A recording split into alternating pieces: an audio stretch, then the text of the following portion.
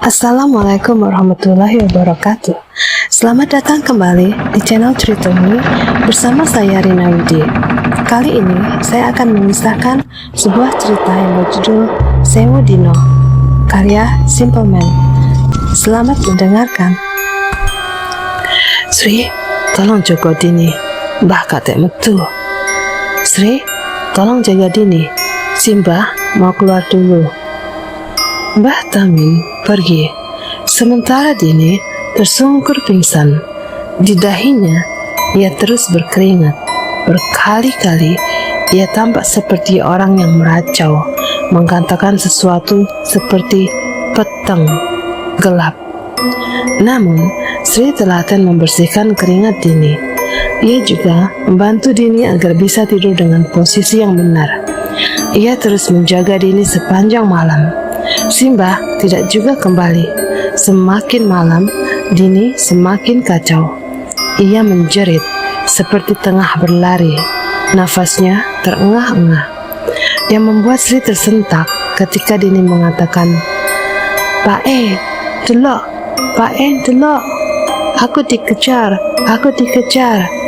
Bapaknya melihat saya, bapaknya sudah melihat saya dikejar.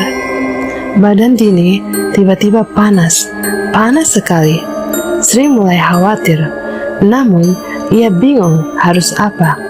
Tidak beberapa lama, Mbah Tamin kembali. Ia hanya menepuk bahu Dini, dan ia langsung bangun. Wajahnya tampak kaget, seperti ingin mengatakan sesuatu. Namun, ia urungkan saat melihat Mbah Tamin melotot, seakan menahan bahwa ia tidak boleh mengatakannya di sini. Mbah Tamin dan Dini keluar. Sri tidak mengerti mengapa Simbah seakan menghindarinya. Setelah menunggu, Simbah memanggil Sri, menyuruhnya agar kembali ke kamar. Perjalanan ke kamar Sri melewati sebuah kamar tanpa pintu. Di sana ada Dela melihatnya. Ia hanya tersenyum menatap Sri. Hal terakhir yang Sri ingat saat melihat Dela adalah ia seakan memberitahu bahwa akhir dari semuanya adalah rumah ini. Rumah yang akan Sri ingat sampai akhir nanti. Sri menutup pintu, menguncinya. Ia terlalu lelah malam ini.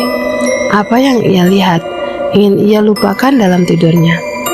Saat Sri memejamkan mata, seseorang membelai rambutnya, memaksanya untuk melihat sesiapa yang tengah mengganggu tidurnya. "Dela," kata Sri saat melihatnya. "Kok iso?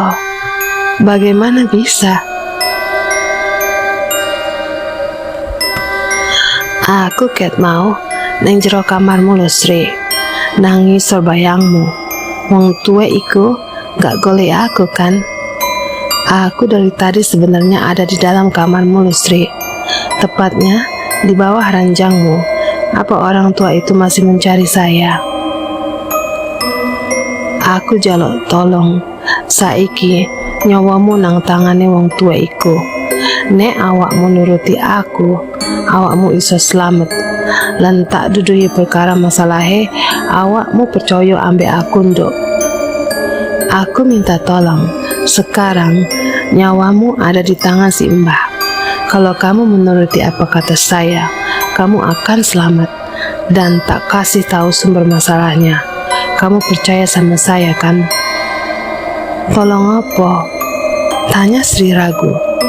Ia masih ingat bagaimana ia melakukan kesalahan fatal itu. "Obengan payung pendusan iku gawe aku. Bakar payung orang meninggal itu untuk saya." Dela melangkah pergi. Ia memberikan tatapan terakhir kepada Sri, seakan yakin Sri akan melakukannya. Malam semakin larut. Sri melihat sebuah mobil datang. "Sugi," ucap Sri mengawasi dari jendela. Mbah Tamin dan Dini melangkah masuk ke dalam mobil. Mereka pergi dari kediaman ini. Sri hanya membatin kemana mereka pergi dan kenapa ia tidak diajak pergi. Semua ini tiba-tiba mengingatkannya pada pesan Della, nyawanya ada di tangan Simbah. Meski ragu, Sri membuka pintu. Ia melihat Della tersenyum, berdiri di depan kamar, seakan sudah menungguinya. Sri dan Della menyusuri rumah. Ia pergi ke dapur, mencari korek dan minyak tanah. Kemudian mulai berjalan di tengah kegelapan malam. Bulan sedang tidak menampakkan diri. Sri berdiri di sudut sebuah pagar. Di sana ada sebuah payung kecil berwarna hijau. Payung penduso, ujar Sri. Bakar kabeh payung iki. Ana pitu payung nang lemah iki. Percaya ambek aku. Bakar semua payung ini. Ada 7 payung di atas tanah ini. Percaya sama saya. Sri menyiram payung itu, membakarnya. Setiap kobaran api yang menyala-nyala, Della tertawa melihatnya. Ia seperti menari-nari. Sri seperti ikut dalam setiap bisikan Della. Ketika ia menunjuk di mana saja payung itu disembunyikan dan setiap payung terbakar, Della menari-nari, merentangkan tangan, tertawa begitu senang, sampai Sri menatap payung terakhir. Payung itu terletak tepat di lukisan itu. Sri berhenti. Ia melihat lagi lukisan itu, memperhatikan setiap detail siapa yang dilukis dalam balutan palet warna yang seakan familiar di mata Sri. Apa maksud lukisan itu? Seakan ia mengenal siapa yang ada dalam lukisan. Sampai baru Sri memahami sesuatu. Namun Della tiba-tiba berbisik, "Kok ragu, Sri?" Della melihat Sri, mengawasinya dari ujung kaki hingga ujung kepala. Tatapannya membuat Sri merinding. Ia masih tersenyum, memaksa Sri melakukannya. "Wis sadar ya, sopo aku? Sudah sadar ya siapa saya?" Sri beringsut mundur, namun Della terus mendekatinya. Sri langsung berlari, sementara Della hanya melihatnya begitu saja. Ia tidak tahu apa-apa. Tidak sampai ia yakin sekarang. Ia mengerti semuanya. Kenapa ia bisa sampai ada di sini? Siapa Sengaturi dan Banarogo yang sebenarnya? Dan tempat ini, semua ini adalah... Sri tersandung, jatuh. Sri merangkak. Lantas ia kemudian bersembunyi. Della barusan saja datang. Suara langkah kakinya, bayangannya ketika melewatinya, seakan membuat Sri hampir kehilangan akalnya. Sri terus diam. Della tidak akan tahu di mana ia berada sebelum Sri. Della menarik rambut Sri, mencengkramnya. Sri melawan sebisanya. Namun, ia tidak bisa menghadapi bala kekuatan yang entah dari mana datangnya. Della seperti orang kesurupan. Caranya menghatam wajah Sri dengan telapak tangannya membuat wajah Sri babak belur. Bahkan, ia menginjak wajah Sri dengan kakinya. Sampai terdengar suara mobil datang. Della dan Sri terdiam, manakala ada seseorang datang mendekat. Langkahnya pelan. Ia menyusuri ruangan, kemudian menampakkan dirinya di depan Sri dan Della. Mbah Krasa melihat Sri, tatapannya kecewa. Lalu ia mendelik melihat Della yang entah bagaimana langsung duduk bersimpuh di depan Mbah Krasa. Ia membelai rambut Della, seakan dia adalah binatang peliharaannya. "Wis ngerti yondo awakmu. Rupanya kamu sudah mengerti ya. Ternos Sri neng kamar nih. Antarkan Sri ke kamarnya," kata Mbah Krasa. Orang yang berdiri di belakangnya membawa ikut Sri. Ia hanya bisa melihat Mbah Krasa yang masih menatapnya. Della hanya melirik Sri dengan tatapan penuh ancaman, seakan ia belum selesai dengan semuanya. Seseorang mengetuk pintu kamar, lalu membukanya. Sri melihat wanita tua anggun itu. Tidak ada segan lagi untuknya. Sri justru merasa kesal setiap melihat tatapan matanya yang terbungkus kacamata tebal mengerikan itu. Sri, bantu Mbah G. Sri, tolong bantu saya. Jumat Kliwon gak lahir Della tambah, tapi watan lahirnya sing nyantet putihnya jenengan. Apa aku salah, Mbah? Jumat Kliwon bukanlah hari lahir Della, tetapi hari lahir dari orang yang menyantet cucu Anda. Apa saya salah, Mbah? Mbah Krasa mengangguk. Ia mengakuinya. Jenengan pingin tiange sedo ngelalon kulo ambek Dini. Anda ingin mengakhiri nyawa dia melalui saya dan Dini. Mbah Krasa mengangguk lagi. Sri tidak tahu harus bilang apa. Namun, kemudian sebelum tangisnya meledak, Mbah Krasa membisikkan sesuatu. Tolong. Lalu pergi. Pagi itu, Mbah Tamin dan Dini sudah kembali. Seseorang memanggil Sri dari dalam kamar. Ia melihat Mbah Krasa duduk bersama Della di tengah meja. Sri melihat kotak itu lagi. Lantas, Dini mulai membukanya dari dalam. Dini mengeluarkannya. Pasak Jagor. Semua orang menatap Sri. Pasak Jagor, boneka yang Sri lihat, nyaris sama persis. Jadi, Mbah Tamin dan Dini semalaman mencari benda ini di badan boneka. Ada lilitan rambut kusut yang sama persis seperti Sri lihat, mengingatkannya pada Erna. Engkau bengi, kabeh mari neng kene. Nanti malam kita akhiri. Della mendekati Sri. Ia menatap Sri seakan ingin tahu. Tatapannya lebih lembut. Ia berucap dengan suara lirih. Matur nuwun nggih, Mbak. Gak bakal tak lelino jasanya sampean. Terima kasih ya, Kak. Saya gak akan pernah lupa jasa kamu. Sri hanya mengangguk.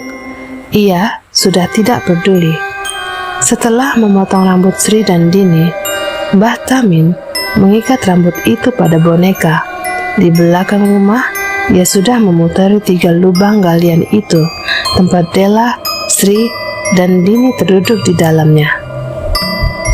Mbah Tamin duduk menyirami boneka itu dengan air, sementara bau kemenyan semakin menyengat. Tangan dan kaki mereka diikat dengan ranting muda daun kelor, sehingga ketiga-tiganya tidak ada yang bisa bergerak, hanya pasrah di dalam setiap lubang yang sudah digali untuk mereka semua. Mbah Tamin perlahan mencabut satu persatu rambut itu. Terdengar suara yang tidak asing, sebuah kerbau meraung. Sri yang sudah terjebak dalam lubang tidak tahu apa yang terjadi, karena setelah suara itu hilang, ia mendengar Della dan Dini menjerit, lalu hening. Sesuatu baru saja membasahi tubuh Sri. Baunya amis, darah kental itu membuat Sri merasa tidak nyaman. Tanpa sadar, ketakutan sudah merasukinya. Ia tersenggal karena di dalam lubang itu Sri kesulitan untuk bernafas. Tiba-tiba Dini berteriak lagi. Kali ini ia meronta dari suaranya seperti ia tengah disiksa. Suara Dini, lalu suara Della. Suara mereka saling bersahutan satu sama lain. Sri yang tidak bisa melihat apa yang terjadi hanya bisa gemetar, menahan ketakutan yang semakin menguasainya. Mbah Tamin sedang membalas perbuatan si pengirim santet. Lalu Sri merasakan tubuhnya mati rasa. Rasanya seperti terjebak dalam keadaan tidak sadar, seakan Sri tidak lagi bisa merasakan apapun. Namun, rupanya itu hanya awalnya saja, sebelum rasa sakit seakan merobek-robek daging di tubuhnya. Sri berkelakar. Itu adalah rasa sakit terhebat yang pernah ia rasakan. Suara Sri menggelegar. Mereka sama-sama berteriak. Namun, ada suara lain yang ia dengar. Suara seorang lelaki. Ia tidak hanya berteriak. Ia mencaci maki dengan suaranya yang gemetaran. Suara asing yang tidak diketahui dari mana datangnya. Suara si pengirim santet. Kesakitan itu benar, membuat Sri tidak tahu seperti apa ia harus menggambarkannya. Karena setelah sentakan itu, nyawanya seperti ditarik. Saat itulah Sri yakin melihatnya. Della selama ini menggendong seorang wanita. Ia memiliki perut buncit, hanya saja sosok itu tak berkaki. Selama itu juga Sri melihatnya lagi. Selama Della dikurung dalam keranda bambu kuning, sosok wanita itu mendampinginya, menjilati borok dan luka biru Della dengan lidah panjangnya yang selama ini Sri lihat seperti penyakit menjijikkan, dan sosok itu melotot melihat Sri. Lalu Sri melihatnya. Sosok yang datang bertamu pada malam itu rupanya adalah seorang lelaki. Sri tidak mengenal siapa lelaki itu. Hanya saja si lelaki mengacak-ngacak kamar Simbah. Namun tampaknya ia tidak mendapatkan benda yang ia cari. Lalu ia mengambil kain hitam itu, menukarnya. Itu hanya meninggalkan sebuah peti mati bertuliskan Atmojo, lalu pergi begitu saja. Lingkaran itu seperti berputar. Sri menyadarinya. Kini mereka terikat satu sama lain. Santet Sewudino sebenarnya adalah santet yang tersambung satu sama lain. Nyawa dibayar nyawa. Lelaki itu, ia memiliki sesuatu yang sama seperti Della, kembar. Hanya saja ia senantiasa berjalan di belakangnya. Kakinya panjang, nyaris 2 kali tinggi si lelaki. Ia terus-menerus mengikutinya. Bana Rogo. Sri terbangun. Dengan kaki lumpuh, ia melihat Mbah Tamin menatapnya. Di depannya, Della berdiri. Meski berlumuran darah yang sama seperti Sri, Della menatapnya. Ia membungkuk berterima kasih. Dini hanya duduk, matanya kosong. Mereka semua sama, berbagi rasa sakit, namun tidak bagi si pengirim santet. Mungkin ia sudah tewas saat ini.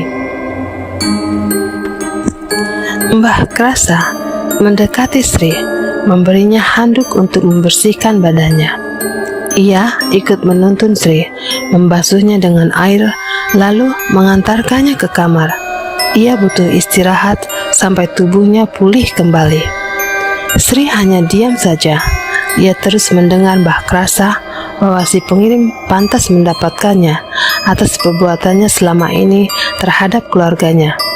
Bahkan Mbah Krasa sudah berjanji Sri akan mendapatkan sesuatu yang pantas. Uang bukan masalah baginya. Setelah Mbah Krasa selesai memandikan Sri, ia mengantarkannya di kamar untuk terakhir kalinya. Mereka saling melihat satu sama lain sebelum akhirnya Mbah Krasa bersiap untuk pamit pergi. Namun Sri mengatakannya, "Sing aslinya jahat, iku de opo jenengan Mbah. Yang sebenarnya jahat di sini, dia apa Anda Mbah?" Ucapan itu membuat Mbah Krasa menghentikan langkahnya. Tangannya yang tengah membuka pintu kembali menutupnya. Senyuman yang tadi terpancar di wajahnya kini kian pudar menatap wajah Sri yang penasaran. Mbah Krasa lantas kembali duduk. Ia menatap wajah Sri. Mereka saling menantang satu sama lain. Tahu krungu gak Sri? Pribahasa gak roh iku ngono berkah tekan pangeran. Kamu pernah dengar pribahasa ketidaktahuan adalah berkah dari Tuhan? Sri yang mendengarnya menegang. Kuncoro, opo iku keluarga sing jenengan babat sampai meniko wani gawe awake dhewe nganggo bales keluarga jenengan? Kuncoro, apakah itu nama keluarga yang semuanya sudah Anda habisi? Dan untuk membalasnya, ia sampai rela menggadaikan nyawanya biar keluarga Anda menerima balasan. Mbah Krasa menatap Sri. Ia tersenyum. Sudut bibirnya seakan memuji dan memberi pujian betapa Sri pintar dalam menghubungkan semua ini.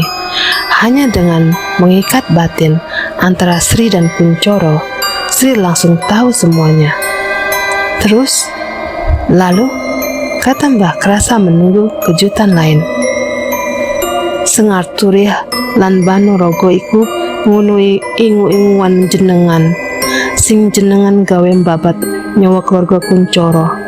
Tapi keturunane sing ragil nyekel Banorogo ben Sengar turih iso nyikso dela gantine de sing nerimo duso iku. Sengar turih dan Banorogo adalah peliharaan Anda yang Anda jadikan alat untuk menghabisi semua keluarga Kuncoro. Tapi rupanya keturunan terakhirnya bisa menangkap Banorogo, menggunakannya agar Sengar Turih bisa menyiksa Dela. Sebagai gantinya, ia yang menerima semua dosanya. Mbah Krasa tersenyum, lalu tertawa.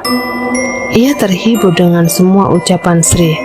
Lantas, ia bertanya, "Mati neng kene, apa nang omah, Dok?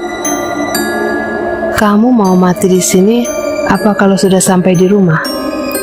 Sri hanya diam. Ia tidak mengatakan apapun lagi. "Kon bakal tetap urip kok, Nduk. Mbah wes yakin, kon iku sing paling bedo ambek liyane. Nyawamu gak ono regane gawe aku. Nanging, ojo sampe ono sing roh sadurunge Mbah sedo. Ngerti, Nduk? Kamu akan tetap hidup. Mbah sudah yakin sedari awal. Kamu yang paling berbeda dibandingkan yang lain.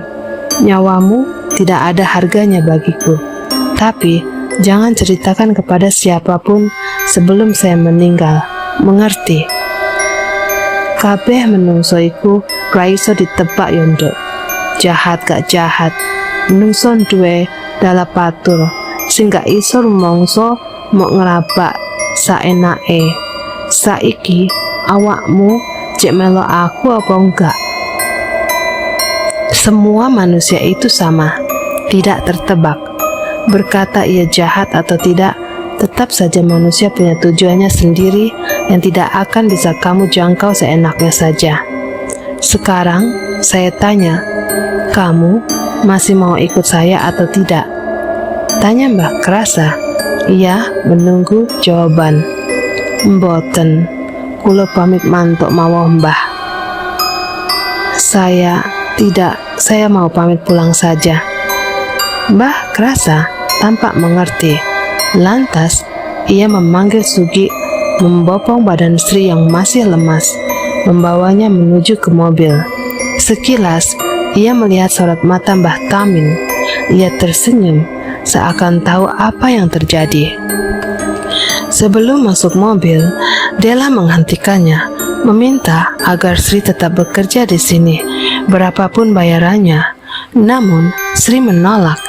Ia menatap Mbah Krasa tajam, membuat ia mengatakannya, "Wis lah, engkau golek meneh sing luwih pinter.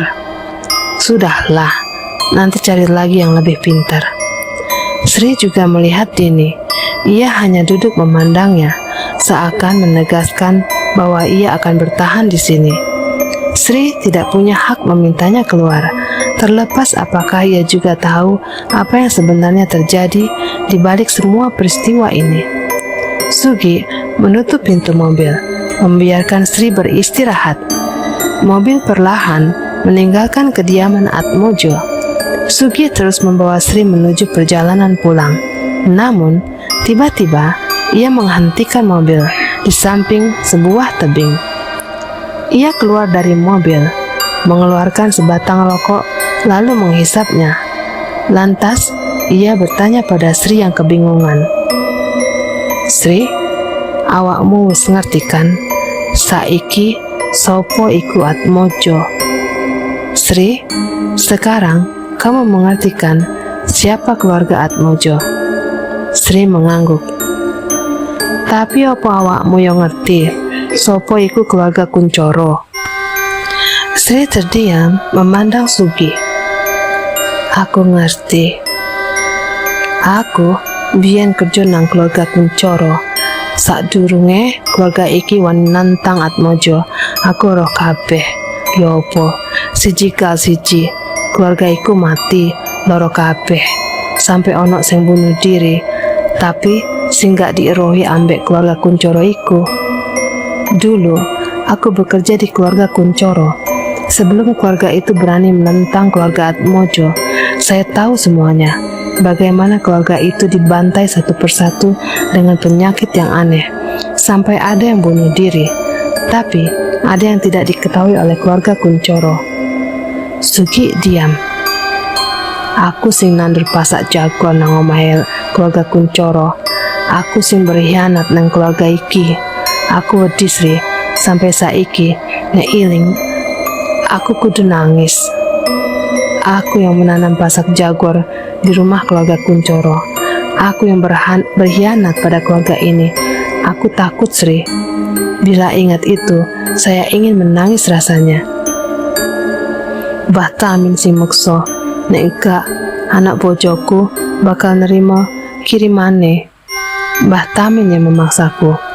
Bila tidak, anak istriku yang menerima kiriman dari beliau." Sri tidak habis pikir. Sekarang, kepingin puzzle itu selesai sudah.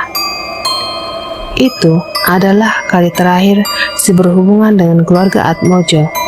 Sudah sebulan lebih, ia tidak mendapatkan kabar itu lagi. Sampai di suatu pagi, ia mendengar seseorang mengetuk pintu.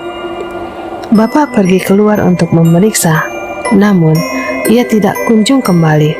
Sri pun pergi memeriksanya. Ia mendapati bapak memegang sebuah kresek hitam besar. Mata bapak melotot kaget melihat isi kresek itu. Ketika Sri merebutnya, ia langsung tahu apa itu. Uang. Uang yang memenuhi kantong kresek itu baru saja ditinggalkan atau sengaja ditinggalkan di rumah ini. Melihat itu, Sri lantas membawa uang itu. Bapak coba menghentikan Sri, namun Sri keras kepala. Ia membuangnya ke pembuangan sampah, mengatakan kepada bapak agar tidak mengambilnya lagi. Bila tidak ingin, ia terjerat lagi dalam lingkaran keluarga Atmojo. Dan cerita pun berakhir.